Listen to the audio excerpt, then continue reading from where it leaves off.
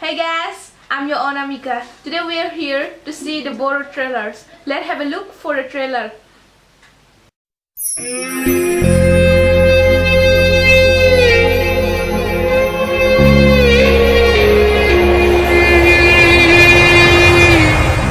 फरायग्रानि बारहावाया फरायग्राफोरनि थाखाय गोदोनि बायदि नंलानो।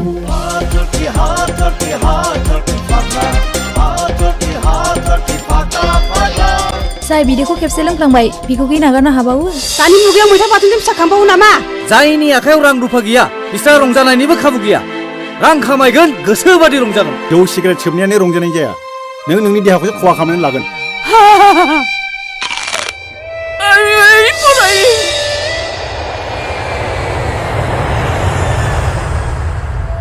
गोरबोनि फानजारियाव जोबथेनानै दोननाय सिमाङा फानजारि सौसिनानै बिरगलाङोब्ला आं मा गोसो लानानै थांनानै थानो।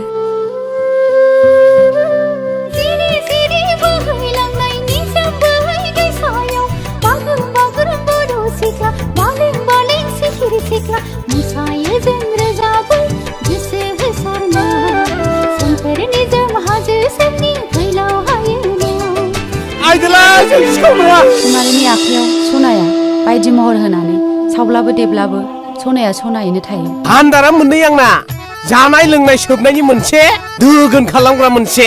हिराया दिनै हिरा नंला बियो हांगारसो जाबाय।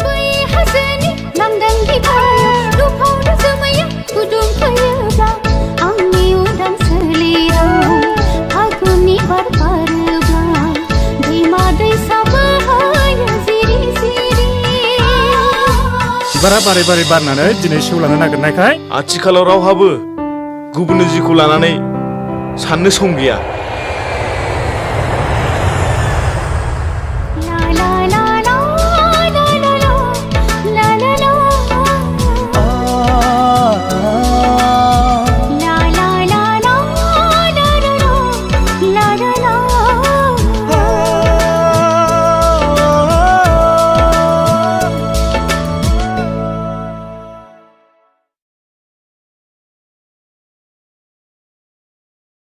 Wow, the movie was amazing. There's full of drama, romance, excitement, tragedy.